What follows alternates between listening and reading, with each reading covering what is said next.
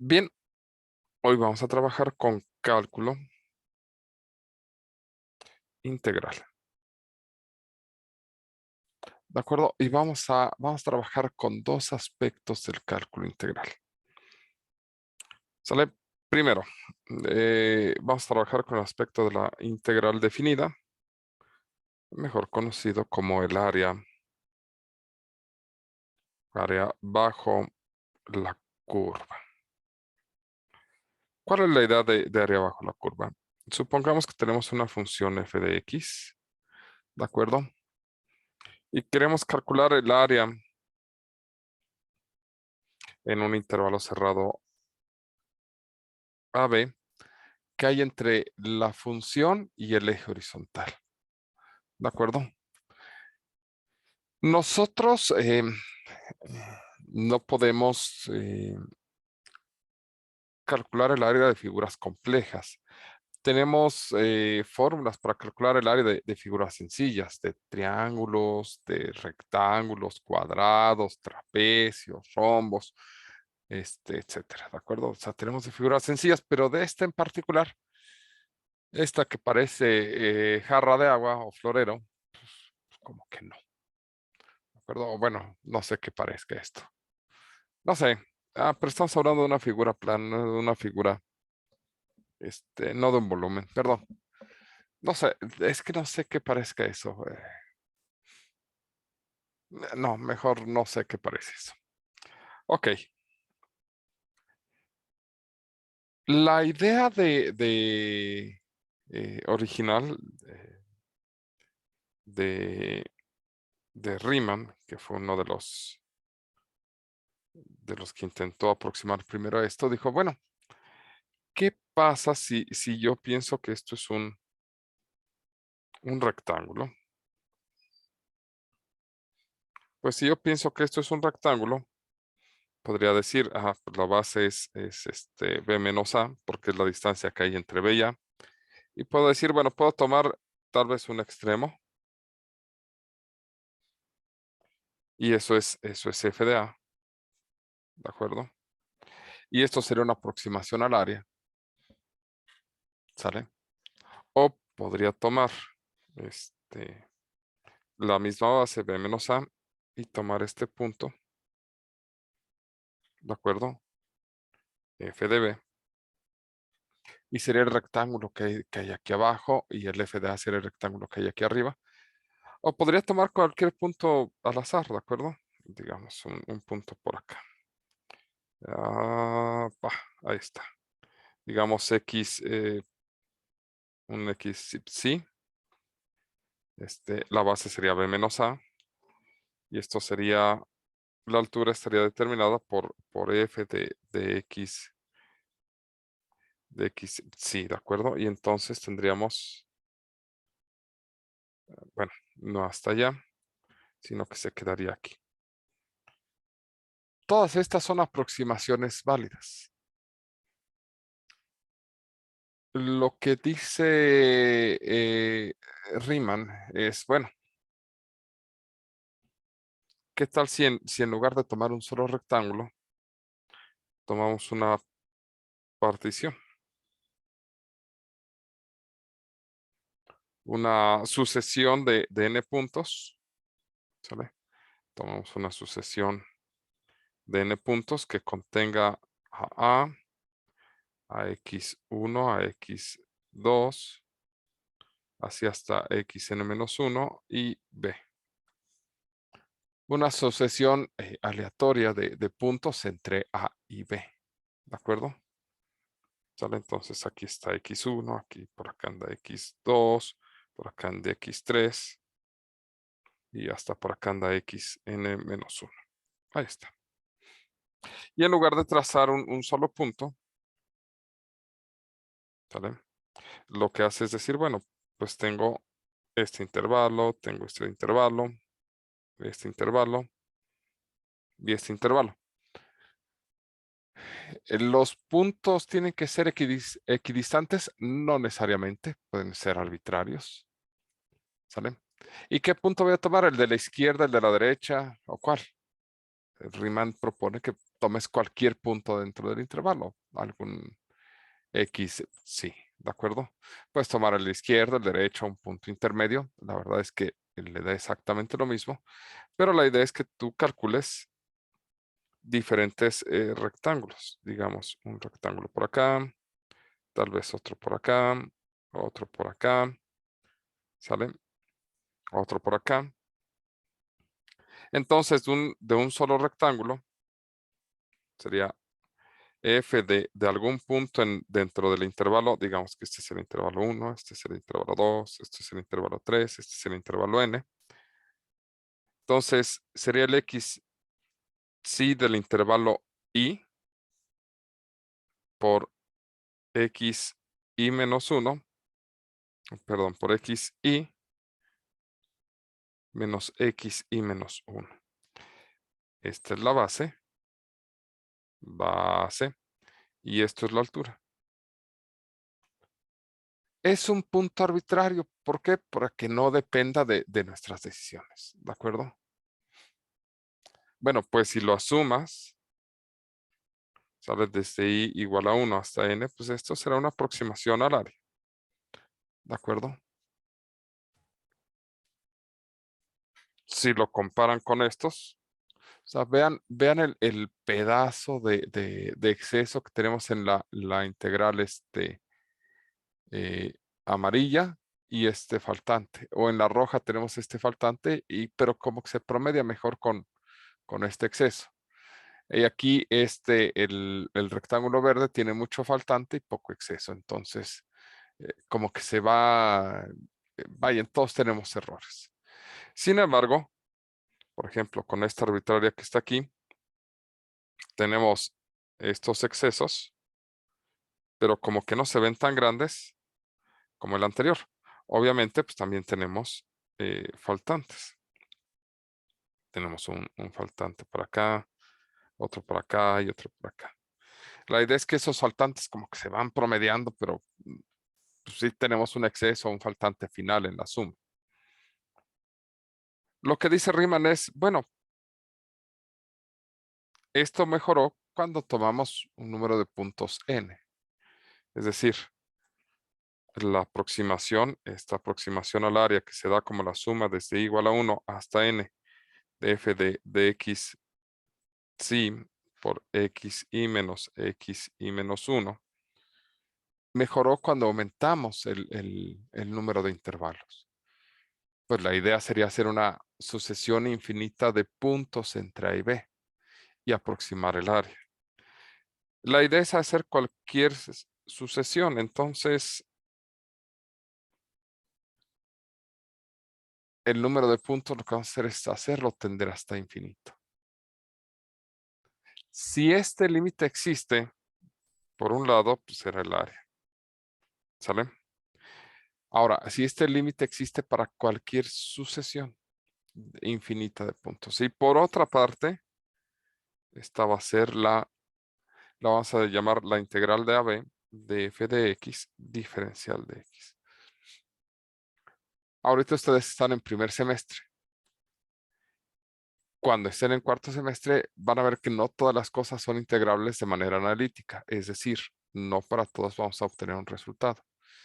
¿Qué se va a hacer? El área, ¿sale? El área se va a aproximar de manera numérica.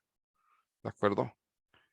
Y va a ser la suma desde i igual a 1 hasta n de f de x, de un x y en particular, donde este va a ser el extremo derecho o izquierdo, aunque también se llega a tomar el centro, ¿de acuerdo? Y esto va a ser xy menos xy menos 1, pero esta separación va a ser constante,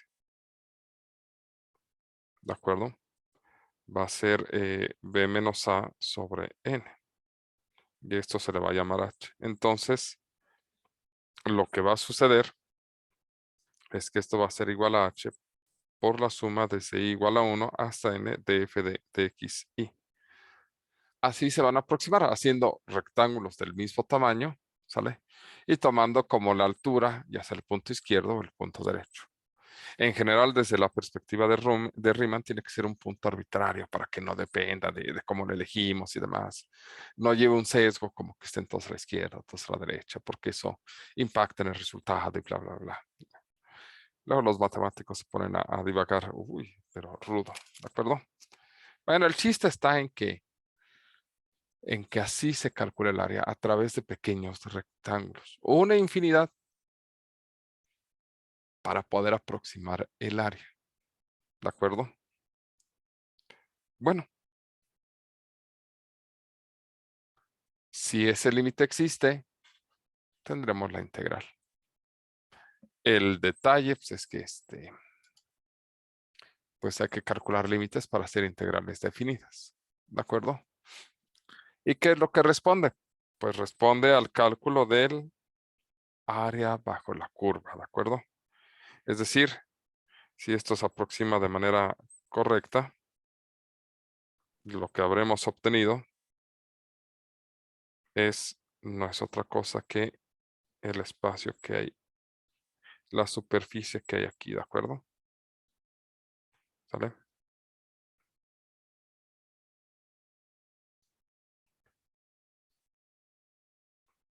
Este espacio.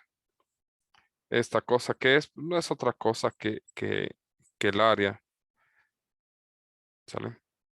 Bueno, si me salió un poquito, pues es por el kinder trunco que traigo, ¿no? Esta área que está aquí es la que estamos calculando, ¿de acuerdo? Y esto va a ser pues, la integral de AB de f de x diferencial de x si es que el límite que estamos hablando ahí arriba existe, ¿de acuerdo? Y ese es un aspecto de la integral que podemos analizar. El otro, bueno, no sé si haya dudas con esto. Al final del día lo que quiero que se lleven es la idea de que nos sirve para acumular superficies. Porque al final del día calculas esta superficie, esta otra y sumas todos estos rectángulos y ya obtienes una aproximación al área. La idea es que se den cuenta de que son áreas, cuando hacemos un número infinito de puntos, que son áreas tan delgadas como si pasaras toda una pieza de jamón por una rebanadora. Ven que quedan unas piezas delgaditas, delgaditas. Pero si tú juntas todas esas, obtienes la pieza de jamón completa. Eso es la integral. La integral es agarrar un objeto, así partirla en piececitas y después juntarlas todas para ver cuánto mide. Midiendo piececita por piececita. Más o menos, ¿dudas, preguntas?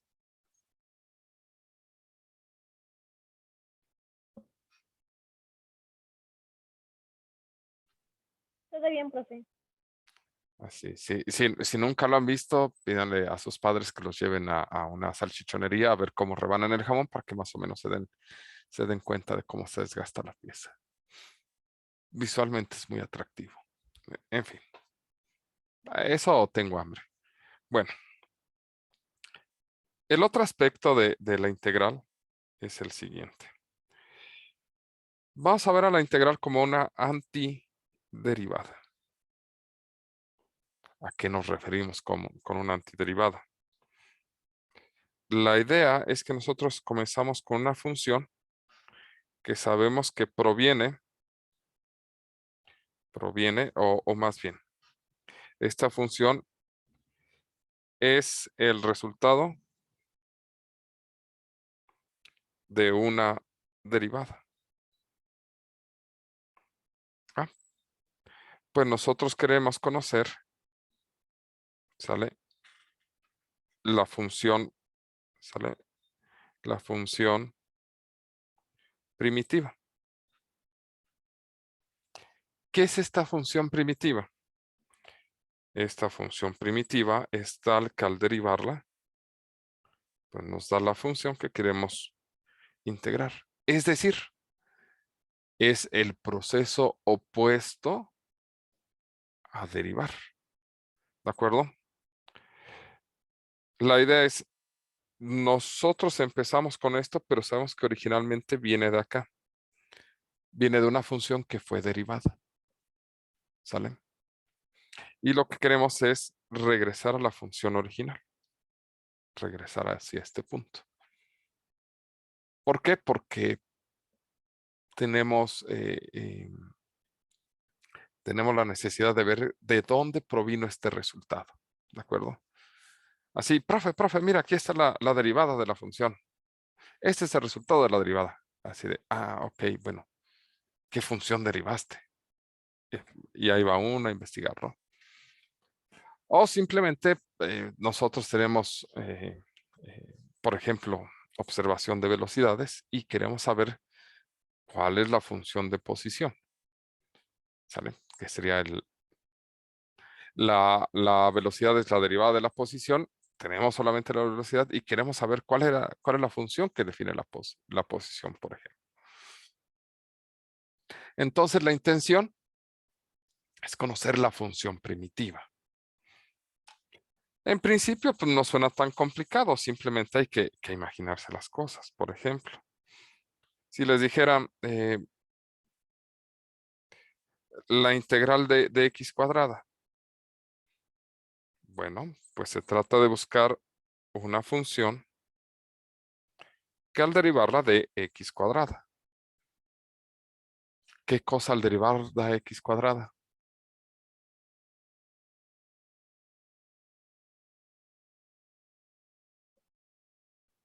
¿Qué se les ocurre? Aquí sí quiero escucharlos o quiero que me escriban en el chat. ¿Qué cosa al derivarla nos da x cuadrada?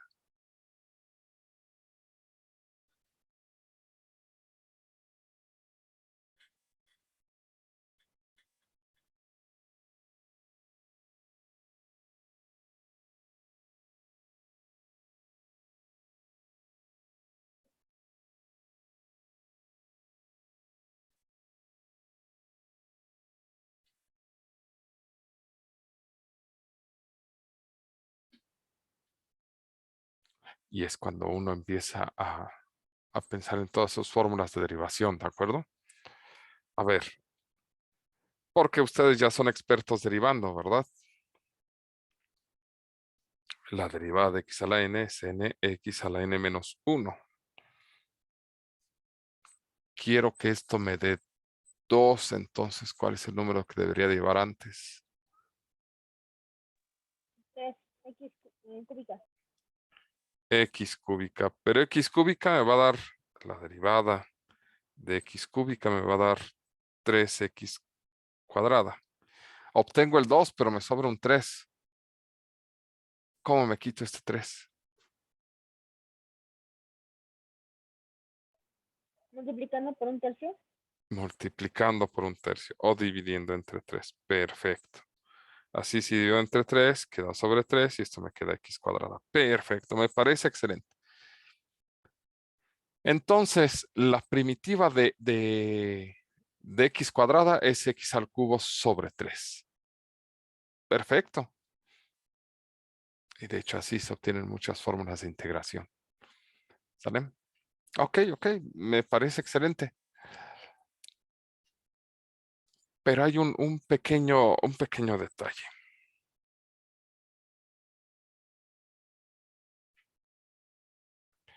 ¿Cuál es la primitiva? Bueno, ¿cuál es la derivada más bien de x al cubo sobre 3 más 5?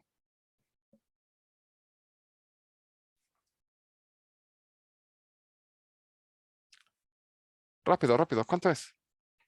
En el chat o hablando, lo que sea, me da lo mismo.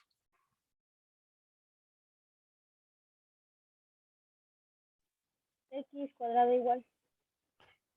X cuadrada. Ok. Y la derivada de x al cubo sobre 3 menos 8.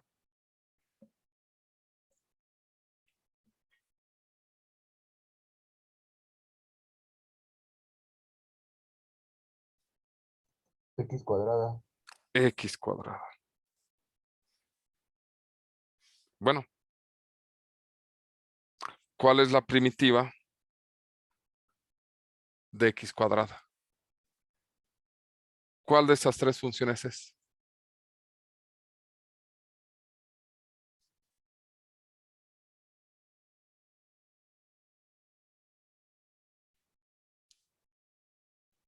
Pregunto esto por lo siguiente. Nosotros buscamos una función ¿Sale? Que al derivarla nos dé lo que queremos integrar. Aquí tenemos 3. Y para algunos que lo estén llevando mentalmente, en realidad se darán cuenta que es una infinidad de funciones. ¿Cuál de todas es la correcta?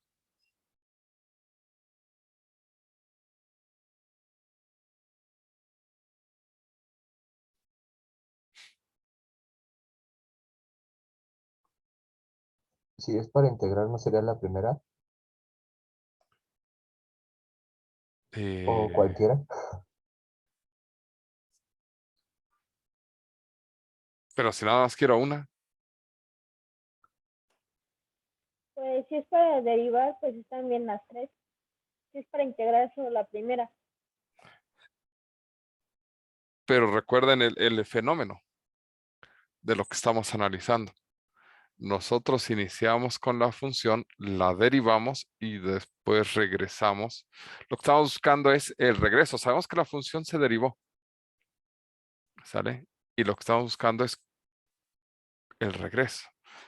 Ahora, el detalle es, la pregunta en realidad es, ¿podemos saber exactamente qué constante acompañaba la función original? Porque dense cuenta que aquí, pues es un número al que hace falta. No sabemos si es 5, es -8, es 2, es 0, es 300, es -2.325.415. ¿Cuál es el número que acompañaba a x al cubo sobre 3? ¿Lo sabemos?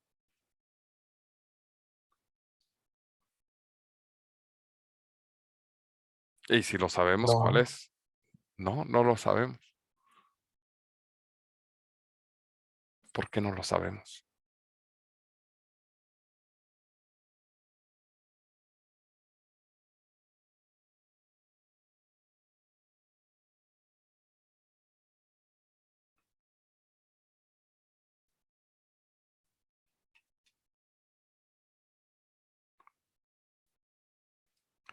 Y no lo sabemos por culpa de la naturaleza de la derivada.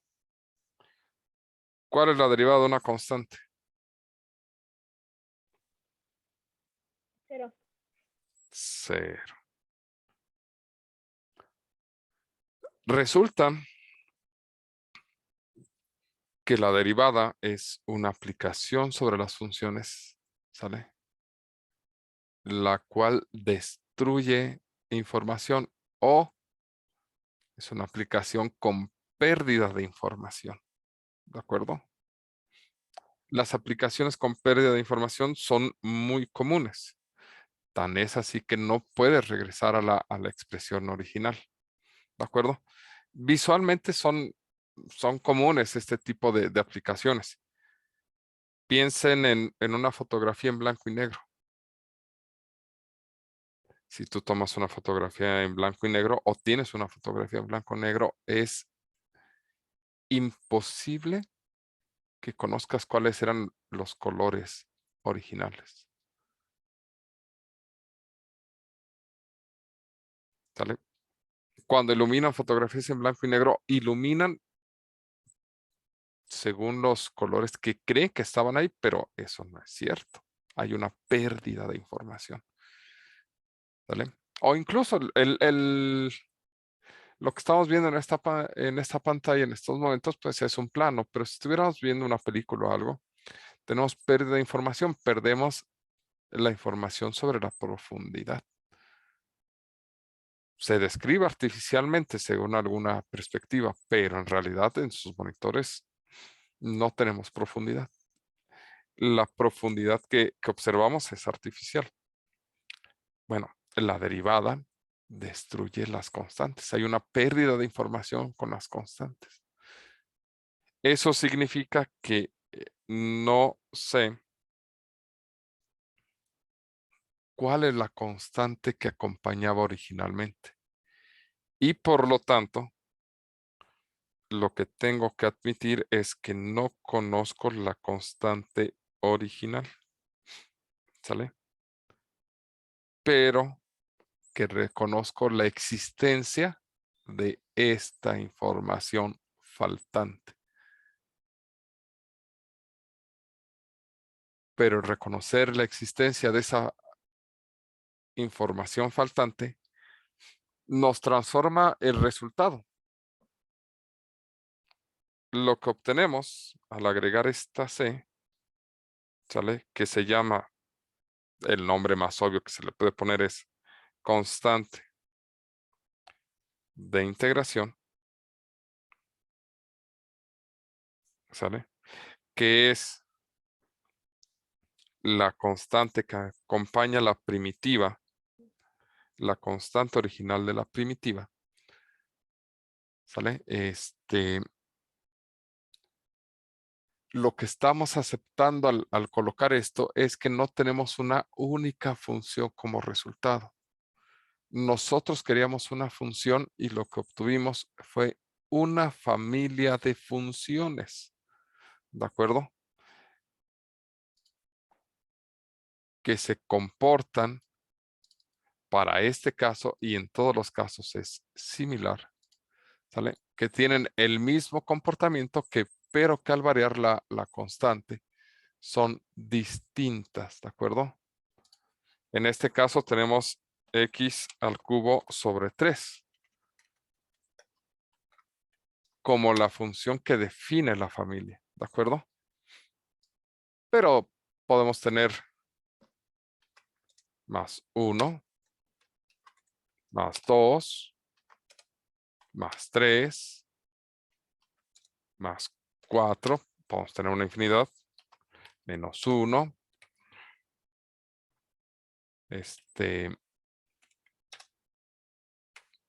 menos 2, menos 3, menos 4, lo que quieran. Todas se comportan de la misma forma. ¿De acuerdo? No obtenemos una única función. ¿Sale? ¿Por qué se tacha el resultado cuando se olvida la constante de integración? Porque te estás olvidando de una infinidad de funciones. Estás colocando la función que representa a la familia, pero no a la familia completa. Es decir, cuando integramos, ¿sale? El resultado final es una familia de funciones, ¿de acuerdo? Lo que obtenemos es una familia de funciones. ¿Sale? ¿Podemos conocer a la función primitiva exacta dentro de la familia de funciones? Sí, pero necesitamos un poco de información adicional a las cuales se llaman condiciones iniciales. ¿De acuerdo? Entonces, ¿qué nos da una integral? Depende. Si tiene límites de integración, ¿de acuerdo? Es decir, estos numeritos A y B nos está dando un área bajo la curva. Si no tiene límites de integración, estamos buscando la función primitiva, aunque en realidad lo que conseguimos es un acercamiento a la función de primitiva indicando a la familia a la que pertenece. ¿Sale? Básicamente esa es la idea. Estos dos aspectos se llevan muy bien entre ellos y se combinan. Y vamos a trabajar con esto, ¿sale? Para calcular integrales. Bueno, vamos a tenernos hasta aquí.